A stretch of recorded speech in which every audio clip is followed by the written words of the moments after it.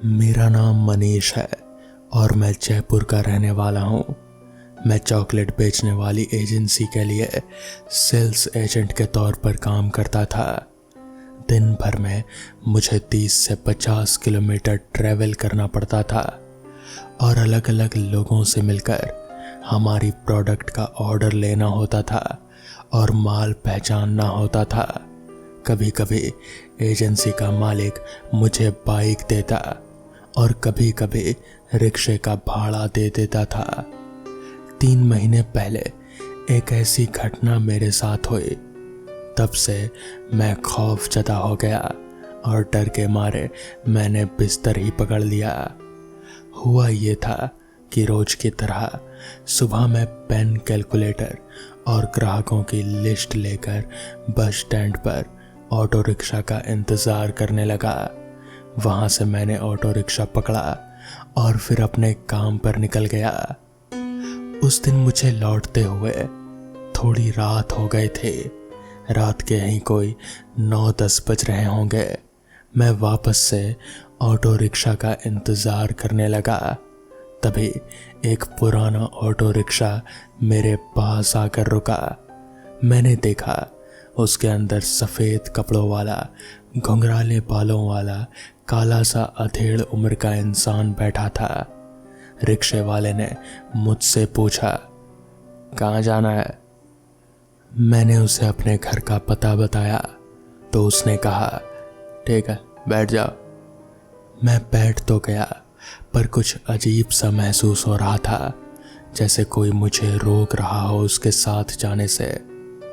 उसने auto rickshaw चलाना शुरू किया और ऑडियो टेप बजाने लगा।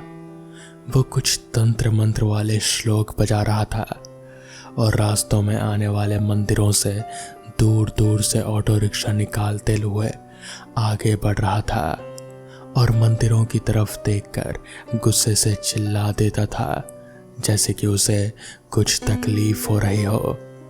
ये देखकर मुझे पक्का यकीन हो गया कि ये ऑटो वाला आदमी कुछ गड़बड़ है या तो ये पागल है। मैंने फौरन ही उसे ऑटो रिक्शा रोकने को कहा क्योंकि अब मुझे उसके साथ डर लग रहा था। उसने मुझसे कहा, भैया ब्रेक नहीं काम कर रहा, चुपचाप बैठे रहो। मैं चालू रिक्शा में चिल्लाने लगा, वो इंसान है, और सांसें थम सी गई थी। एक लकवाग्रस्त इंसान की तरह वहीं लाचार बैठकर मैं कराह रहा था और उसे सुने जा रहा था। उसने फिर गुस्से से चिल्लाते हुए अंगूठियों से भरा हुआ पंजा मेरे सिर पर दे मारा और मैं किसी गेंद की तरह उछलकर रोड पर जा गिरा और बेसुध हो गया। जब मेरी आंख खुली तो तब तक सुबह हो चुकी थी। मैं वहीं फुटपाथ पर पड़ा था। अपनी घड़ी देखी तो सुबह के 9 बज चुके थे और बस स्टैंड पर लोग खड़े नफरत और धिक्कार भरी नज़र से मेरी तरफ देखे जा रहे थे, जैसे मैं कोई शराबी हूँ और पीकर रोड पर गिरा पड़ा हूँ। मुझ में उठने की शक्ति नहीं थी। मैंने लेटे लेटे ही अपने दोस्त को फ़ोन करके मदद के लिए बुलाया और वो मुझे वहाँ से उठाकर मेरे घर ले गया। आज भी मैं डर के साए में ही हूँ और एक ही डर सताता रहता है कि कहीं फिर से उस ऑटो रिक्शा वाले से मेरा सामना ना हो जाए। तो दोस्तों, ये थी आज की पहली कहानी। तो चलिए बढ़ते हैं आज की दूसरी कहानी की ओर। ये बात 1952-53 की है। 5 शिकारी मध्य प्रदेश के जंगलों में शिकार खेलने गए थे। उन्हें ठहरने की जगह नहीं मिल रही थी। डाक बंगला खाली नहीं था। केयर टेकर ने बताया कि जंगल के अंदर एक पुराना डाक बंगला है जो खंडर जैसा हो चुका है। पानी की व्यवस्था भी है। अगर चाहें तो उसे साफ सुथरा कर ठहर सकते हैं। उनके पास और कोई चारा नहीं था। अंधेरा हो रहा था, इसलिए वो पुराने डाक बंगले में पहुंचे। एक कमरे को साफ सुथरा किया और जमीन पर ही बिस्तर बिछा लिया। अपनी बंदूकें और राइफलें उन्होंने दीवार पर टिका दी और ताश खेलने बैठ गए। देर रात को लाए खाने को उन्होंने खाया और फिर सो गए। उनमें से एक जे.एन. सिंह, उसे नींद नहीं आ रहे थे। उसने सिगरेट जलाई और कश लेने लगा। तभी उसने देखा कि अचानक खिड़की से एक हाथ बढ़ता हुआ उसकी गर्दन की ओर आ रहा है। वो चौंक उठा और जोरों से चिल्लाया।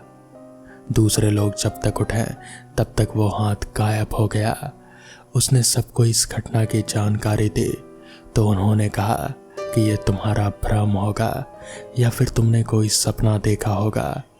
खिड़की से इतनी दूर हाथ कैसे पहुंचेगा? नई जगह पर कभी कभी ऐसा एहसास होता है। और उन्होंने उसे सो जाने का दिलासा दिया। उसने लाख विश्वास दिलाने की कोशिश की कि यह सच है, लेकिन किसी ने भी विश्वास नहीं किया। सारे लोग फिर से सो गए। उसने भी सोने की कोशिश की, लेकिन नींद नहीं आई। अगली सुबह उठकर सभी लोग नाश्ता पानी कर शिकार की तलाश में निकल गए। उस दिन सिर्फ कुछ वन मुर्गियां ही मिले, जिन्हें शाम को पकाकर उन लोगों ने खाया। थोड़ा टहल घूमकर वो ताश खेलने लगे। तभी पायल की आवाज आई, जैसे कोई दौड़ता हुआ जा रहा हो। इतनी रात में कौन औरत जंगल में दौड़ रही है? उनके मन में सवाल उठा। खिड़की पर जाकर देखा तो कुछ दिखाई नहीं पड़ा। वो खाना खाकर चुपचाप सो गए। जे.एन. सिंह को उस रात भी नींद नहीं आ रहे थे। वो उस हादसे के बारे में ही सोच रहे थे। तभी एक झपकी लगी। आंख खुले तो देखा कि खिड़की से एक हाथ उनकी गर्दन तक पहुंच चुका है। खिड़की पर एक लड़की खड़ी हंस रहे थे। वो चिल्लाए, सभी लोग उठ गए। उन्होंने पूरी बात बताई और कहा कि अगर मैं चिल्लाता नहीं तो वो मेरी गर्दन दबा देती। सभी लोग खिड़की के पास गए तो जंगल की ओर एक लड़की जाती दिखाई पड़ी। उसके पायल की आवाज अब तक आ रहे थे। सभी लोगों को विश्वास हो गया कि कुछ न कुछ तो चक्कर जरूर है। उसके बाद उस रात वो सभी सो नहीं पाए। अगले दिन वो लोग नाश्ता पानी कर शिकार पर निकले। रास्ते में कुछ आदिवासी मिले। उन्होंने पूछा कि आप लोग कहाँ जा रहे हैं? तो उन्होंने बताया कि शिकार पर। तो उन्होंने पूछा कि यहाँ पर आप लोग ठहरे कहाँ पर हैं? तो उन्होंने सब कुछ बताया। आदिवासियों ने चौंक कर पूछा, कब से ठहरे हैं? तो उन्होंने बताया कि 2 दिनों से। आदिवासियों ने हैरानी से पूछा, 2 दिनों से आप लोग वहीं पर हैं और अब तक जिंदा हैं? क्या मतलब? मतलब यह कि साहब, वो बंगला भूतिया है। वहां एक लड़की की आत्मा भटकती है जो हर ठहरने वाले को मार डालती है। क्या? किसकी आत्मा है वो? वो एक केयर टेकर की बेटी की आत्मा है। एक बार केयर टेकर बहुत बीमार था और कुछ शिकारी ठहरे हुए थे। चौकीदार के बीमार होने की वजह से उसकी बेटी उन्हें खाना पानी देने जाती थी। उन्होंने उसके साथ ज़बरदस्ती की और उसे मार डाला। तभी से डाक बंगला वीरान हो गया। कोई भोला भटका अगर ठहरा तो लड़की की आत्मा उसे मार डालती है। बंगला भूतहा हो गया। आप लोग भी वहां से हट जाइए। रुकने का विचार है तो गांव में चले आइए। ये सब सुनकर उन लोगों की हक्की बक्की जाम हो गई। उन्हें कुछ भी समझ में नहीं आ रहा था कि आखिर ये सब भी सच हो सकता है। खैर, उन्होंने कल रात तो ये सब देख ही लिया था। उसके बाद वो लोग उस बंगले में और नहीं रुके और फिर वहां से निकल गए। तो दोस्तों, ये थी आज की दूसरी कहानी। तो चलिए बढ़ते हैं आज की आखिरी कहानी की ओर। ये कहानी मुझे मेरे दादाजी ने बहुत साल पहले सुनाई थी। रात का वक्त था। काला घना अंधेरा चारों ओर फैला हुआ था। हाड़ कपा देने वाली शीत की लहर चल रहे थे। सड़क पर सन्नाटा पसरा हुआ था। पीपला गांव के सभी लोग अपने अपने घरों में रजाई में दुबके पड़े थे। हल्की हल्की अब बारिश भी शुरू हो चुकी थी। पीपला गांव से कुछ ही दूरी पहले सीगल पैलेस था। कहते थे कि इसे अंग्रेजों ने बनवाया था। सीगल पैलेस के आसपास शमशान घाट और जंगलों के अलावा कुछ भी नहीं था। राकेश अपनी दोस्त की शादी से अपने गांव बाइक से लौट रहा था कि अचानक सीगल पैलेस के पास उसकी बाइक खराब हो गई। राकेश ने जब आसमान की तरफ नजर दौड़ाई तो उसे एक भी तारा नजर नहीं आया। उसने आसपास नजर घुमाकर जब देखा तो सिवाय अंधकार के उसे कुछ भी नहीं दिखा। उसने मन ही मन कहा, कहाँ फंस गया मैं, अब इस बाइक का क्या करूं? ठंड भी बढ़ गई है और हल्की फुल्की बारिश भी हो रही है। उसने जब घड़ी पर नजर डाली तो घड़ी में रात के 2 बज रहे थे। अचानक राकेश की नजर सीगल पैलेस के खिड़की पर पड़ी। उसे वहां पर रोशनी सी नजर आई, जैसे कि वहां पर आग जल रही हो। इतनी रात का यहाँ पर कौन हो सकता है? यहाँ तो कोई नहीं आता। हो सकता है मेरी तरह कोई रास्ते में फंस गया हो और सर्दी की वजह से कुछ लकड़ियां जला ली हो। ये कहता हुआ राकेश अपनी बाइक को वहीं खड़ी करके सीगल पैलेस की तरफ चल दिया। राकेश जैसे ही सीगल पैलेस के अंदर पहुंचा तो उसने देखा कि एक व्यक्ति आंखें बंद किया हुआ बहुत ही धीमी आवाज में कोई मंत्र पढ़ रहा था। उस व्यक्ति ने अपने चारों तरफ से लाल रंग का घेरा बना रखा था। मंत्र पढ़ते पढ़ते बीच बीच में वो आग के ऊपर कुछ फेंक भी रहा था। उसके चेहरे पर एक अजीब सी शैतानियत सवार थी। उस व्यक्ति को देखकर उसे अपनी आंखों पर यकीन नहीं हुआ। उससे रहा नहीं गया और उसने चीख कर कहा, ये आप क्या कर रहे हैं? आपसे मना किया था ना, उसके बावजूद भी आप अपनी हरकतों से बाज नहीं आए। आप जानते हो ना कि इस हरकत से सर्वनाश हो सकता है। आप अपने गंदे और घिनौने मकसद के लिए ये जगह आपने चुनी। किसी को भी इस पर शक नहीं होगा। कौन सोच सकता है कि सीगल पैलेस के अंदर कोई इस घिनौने काम को कर रहा है?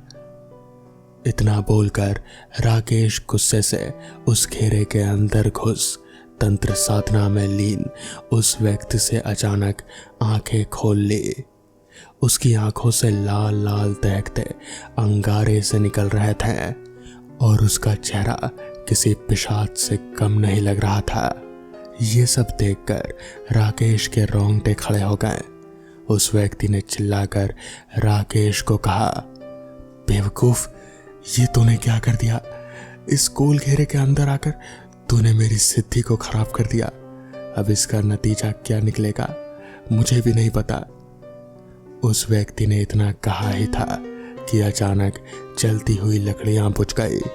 अंदर जो थोड़ा बहुत गर्म माहौल था अचानक वो सर्दी में तब्दील हो गया और एक ठंडी तेज हवा का झोंका राकेश के गाल से टकराया।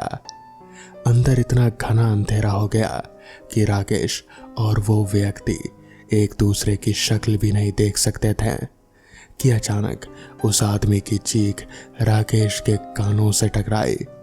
राकेश अपनी पूरी ताकत लगाकर वहां से भागने लगा।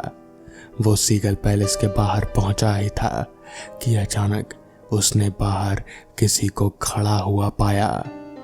आसमान अब बिल्कुल साफ हो चुका था। तारे निकल रहे थे। चांद अपने पूरे शबाब पर था। राकेश का चेहरा देख सकता था। राकेश के सामने एक बेहद ही सुंदर लड़की खड़ी थी। उसके होंठ सुर्ख गुलाबी हो रहे थे। काली साड़ी में वो लड़की किसी अप्सरा से कम नहीं लग रहे थे। राकेश उसे देखकर सब कुछ जैसे भूल ही गया और उसकी खूबसूरती में सम्मोहित होता जा रहा था। वो बस उसे ही घूरे जा रहा था। अचानक उस लड़की ने राकेश को कहा, क्या देख रहे हो राकेश? क्या तुमने कभी कोई सुंदर लड़की नहीं देखी? तुम्हें मेरा नाम कैसे पता? मुझे तुम्हारे बारे में सब पता है राकेश। तुम्हारी एक सुंदर बीवी है और एक बेटा भी है, लेकिन तुम मेरे बारे में इतना सब कुछ कैसे जानती हो?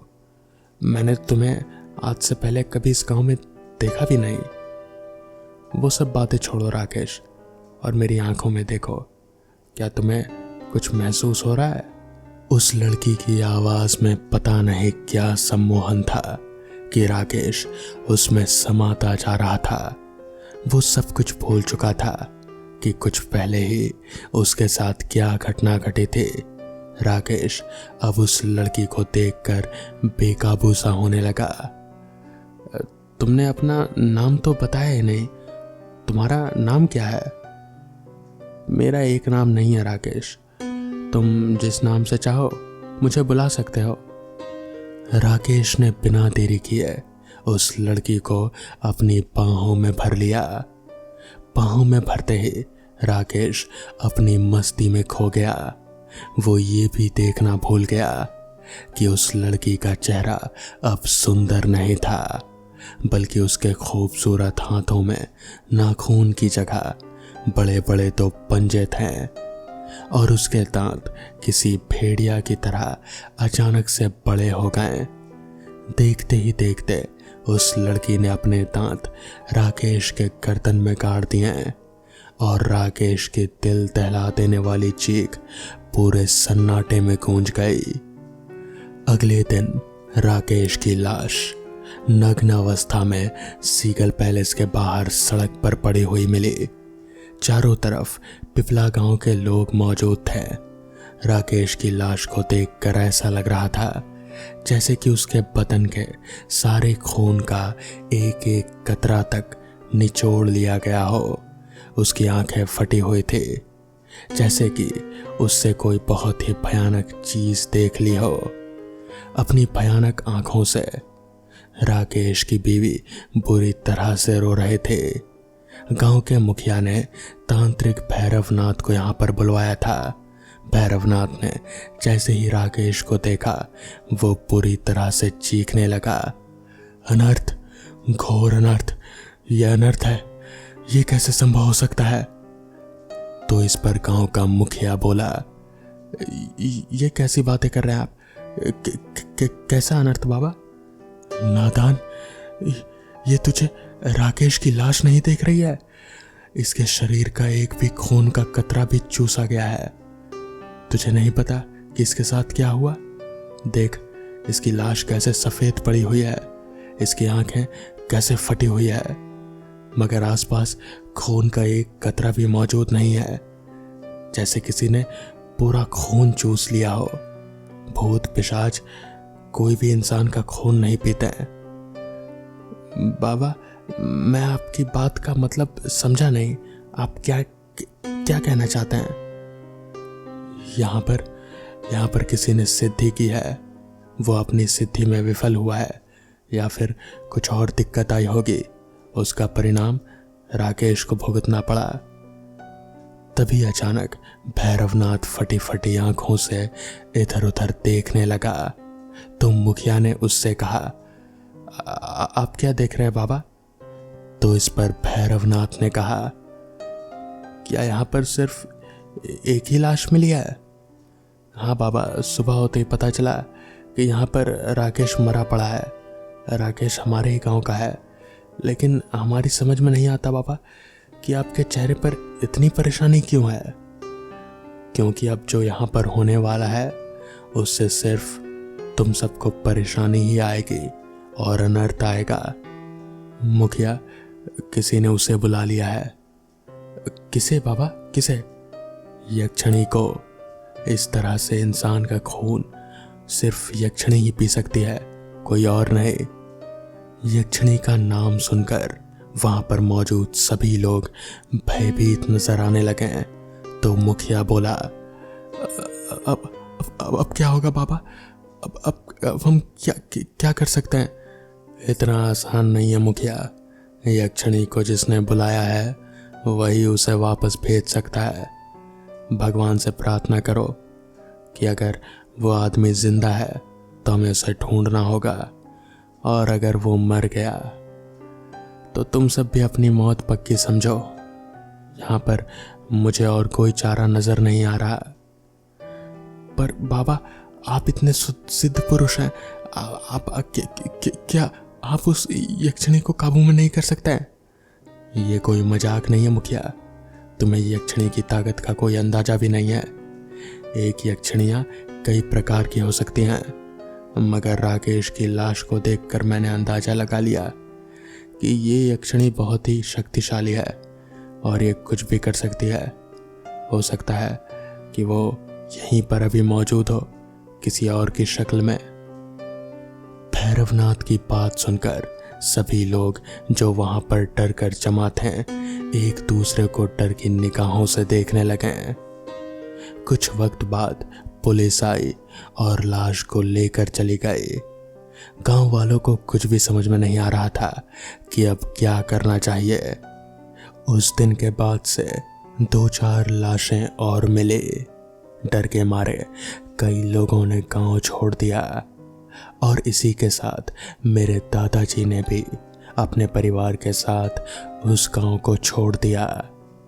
उस गांव के साथ क्या हुआ वो आज भी एक रहस्य है।